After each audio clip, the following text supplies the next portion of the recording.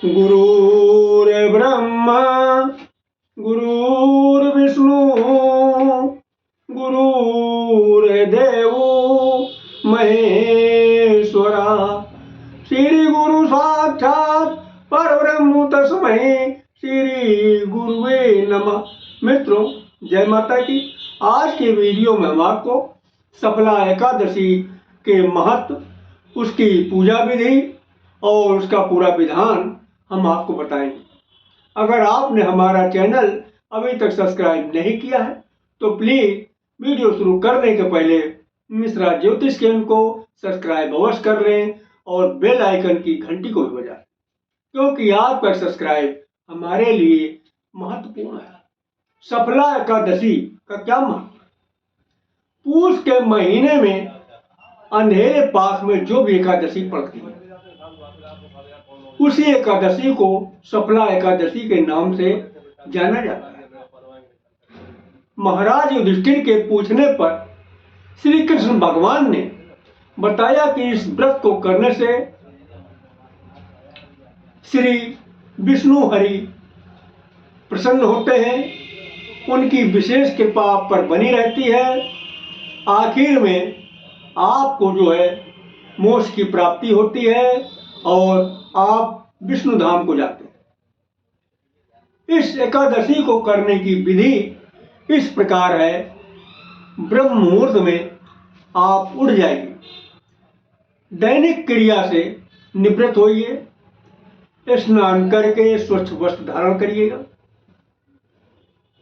कुशासन या कंबल पर उत्तर या पूरब की ओर बैठ जाइएगा, यानी आसन बिछा के, और जो पूजन स्थल है उसकी साफ सफाई कर डालिएगा। फिर दाहिने हाथ में पान, सुपारी, दक्षिणा आदि ले करके संकल्प कर लीजिएगा और संकल्प करने के बाद सारी सामग्री को आप जमीन में डाल दीजिएगा। अपनी क्षमता के अनुसार पूरे साल की एकादशी करिएगा या फिर भैया 11 एकादशी करिएगा।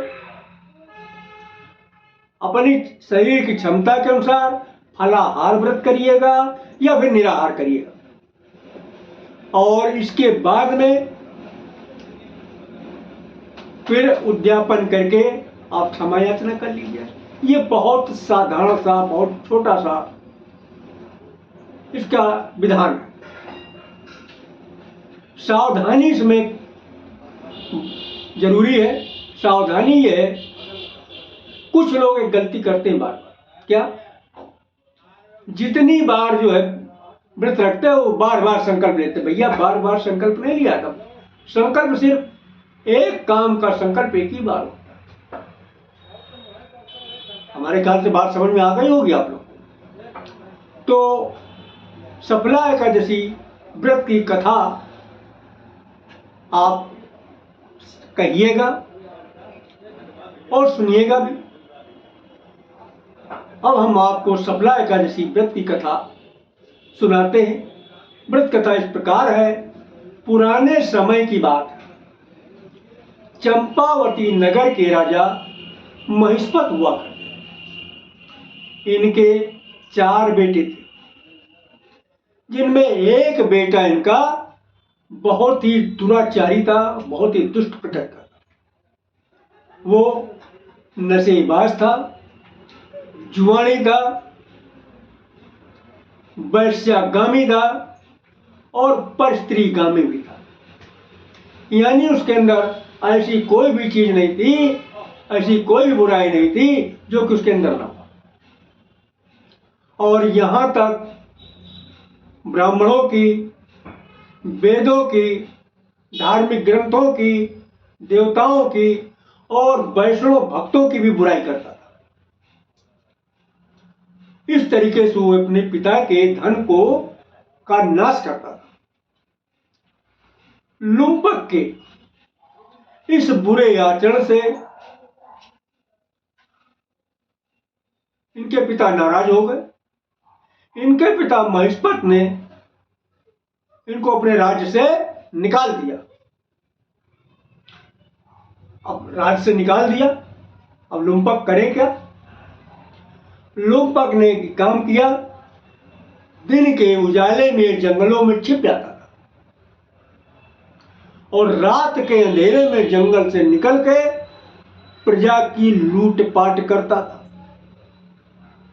प्रजा को लूटता था, परेशान करता था, उनसे पैसा धन लूट लेता था उनका।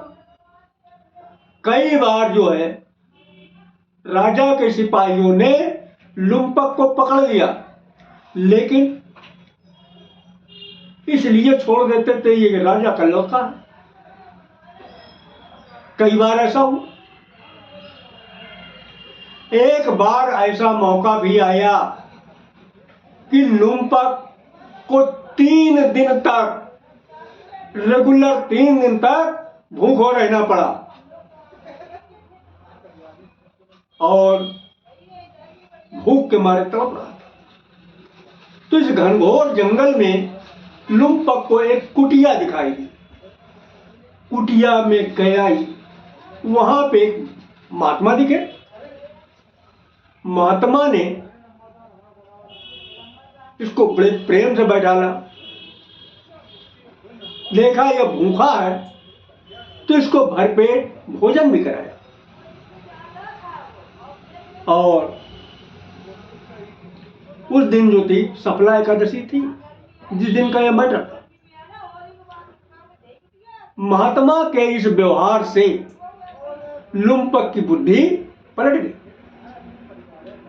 विष्णु भगवान ने लुम्पक की बुद्धि को पलट दिया। उसने सोचा, यानी लुम्पक ने सोचा, मैं भी तो आखिर इंसान ही हूं, मैं कितना दुराचारी हूं, कितना पापी हूं। और अंदर आत्मग्लान करते करते वो महात्मा के चरणों में गिर गया और गिड़गिड़ाने लगा, हे भगवान, हमें आप अपना शिष्य बना। महात्मा को दया आ गई। भाई महात्मा तो महात्मा को दया आ गई। सरल स्वभाव के होते ही महात्मा लोग, और उसको अपना शिष्य बना। अब वो वही लुम्पक रहने लगा। धीरे धीरे धीरे उसके चरित्र में परिवर्तन होने लगा और सारी बुराई धीरे धीरे खत्म होना चालू हो गई। महात्मा के आदेश से, महात्मा के आज्ञा से लुम्पक सफला एकादशी व्रत भी रहने लग गया और उसको इसका फायदा भी मिलने लगा।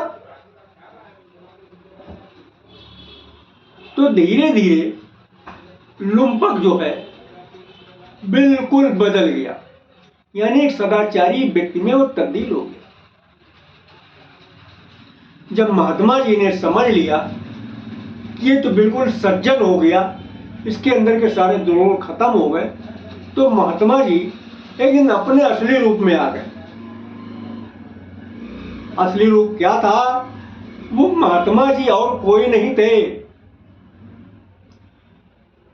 यानी लुम्पक के पिताजी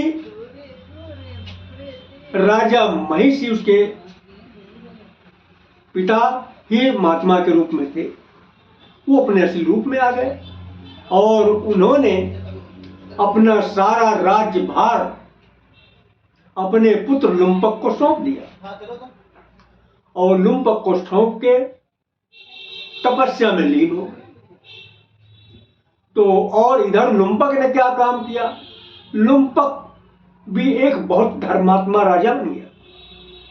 प्रजा की 24 घंटे सुख दुख में शामिल रहता था, प्रजा की भलाई करता था। इस तरीके से प्रजा का सुख दुख का ध्यान रखता था और जीवन भर लुम्पक सफला एकादशी व्रत भी रखा।